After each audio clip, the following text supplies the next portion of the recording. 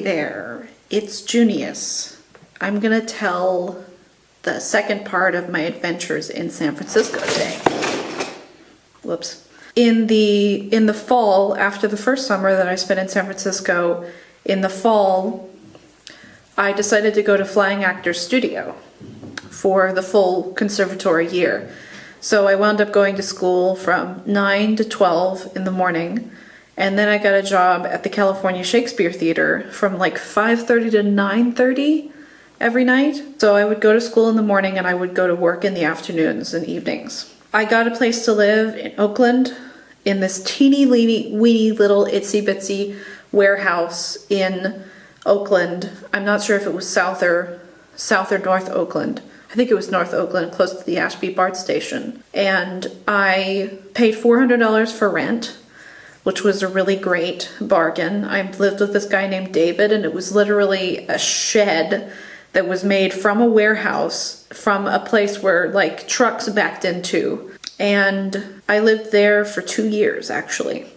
I wound up getting kicked out because I left the oven on one too many times. I actually got kicked out that fall, shortly after I had gotten into Flying Actors Studio at the regular conservatory program. David kicked me out because I left the oven on, and I convinced him to let me stay. So, gosh, I get really nervous when I get in front of a camera. So I moved in there. I had stayed with this woman named Jamie Stobie for about 2.5 months. And eventually her son, Nate, moved back into his room because he finished summer school and I still hadn't found another place to live. I hate it when I say because that means that I have to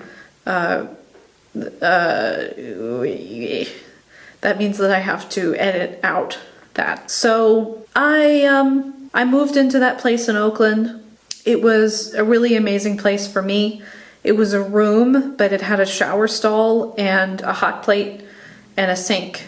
So it was literally like a teeny weeny little apartment. And I paid $400 a month for that. I went to school, like I said, I went to school in the morning and I worked at night. In between school and work, I would often stay at Flying Actors Studio in the afternoon,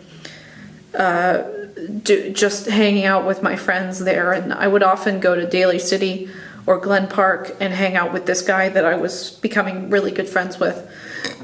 He introduced me to Daft Punk and Empire of the Sun, and I often would go to his apartment in Glen Park and listen to music with him. And he was kind of a kindred spirit. He was very much like me. He was like the male version of Jamie. He actually told me at a later date that he actually wished that he was a girl, which is really interesting because I often wish that I'm a guy. Not in a transgender way, but just in a way that I can't even really describe. That's a whole nother video. So I got fired after 3 months working for the California Shakespeare Theater. I really had hoped that when I was at the California Shakespeare Theater that I was going to be discovered, that I would be walking down the hallways and a director would bump into me and say, hey, we need a reader for the show that we're doing right now. Do you want to come into the rehearsal hall and read for a character? And I would say, yes, of course. I would get discovered because I was such a good reader and they would just put me into the show. Of course, that didn't happen. It was completely different than what I thought. I was literally a telemarketer and I called probably 50 to 100 patrons a night begging them for money. I got a really good system where I would be really, really positive and I would exude positive energy and say, I'm going to make $100 tonight, I'm going to make $200 tonight, and I wound up making that much money. And my manager was constantly talking about me and saying how good I was at being a telemarketer. But I eventually got fired because they were paying me more money than I was making them once my idea kind of flopped. That was my first fall in San Francisco. After about 3 months staying at Flying Actors Studio, I wanted to say, our teacher, James Donlan, had us do this exercise called the migration exercise, in which we had to, the rules were very simple. You had to move from one side of the stage to the other. So one side of the stage was San Francisco, one side of the stage was Moscow, and the other side of the stage was Singapore. In the middle was San Francisco. The stage was San Francisco. You couldn't stay too long in San Francisco. You could stay overnight, but that was about it. You had to move across the stage. You had to always be looking at somebody either in the audience or a player that was playing with you on stage. You had to use speed, levels, and space, meaning that you could move really, really fast or really, really slow or any speed in between. You could get really high on your tiptoes, you could get all the way on the floor where your belly was on the floor, and you needed to use every single part of the stage. So that meant that you could get really, really close to the audience and you could get really far away from them.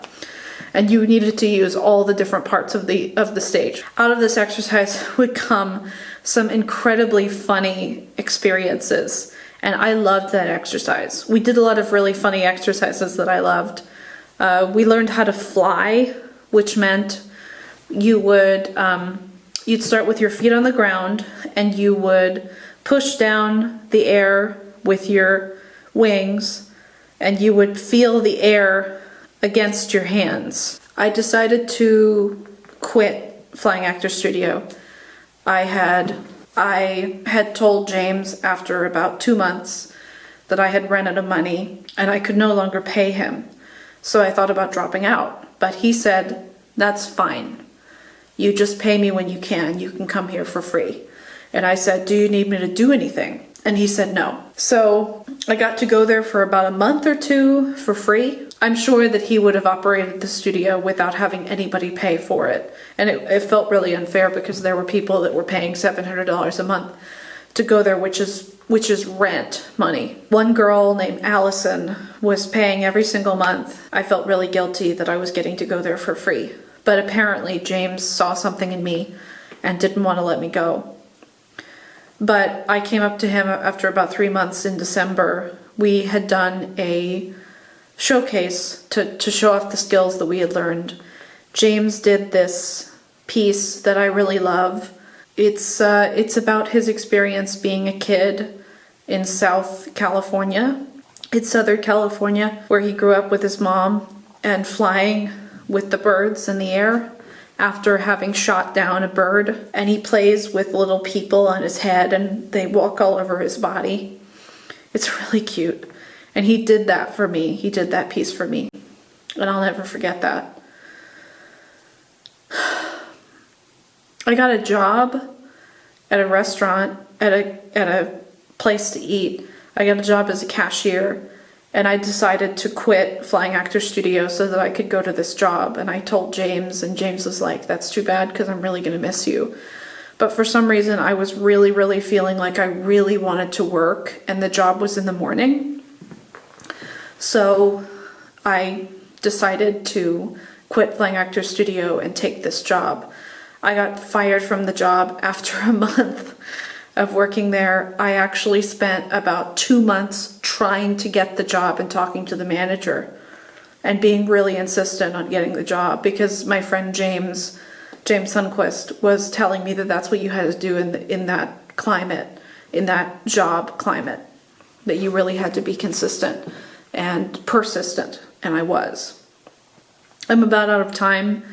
I'm going to tell the story of the winter time and the springtime in 2011. I can't quite remember what I did then, but I'll get back to you with part 3 of this series of my adventures in San Francisco.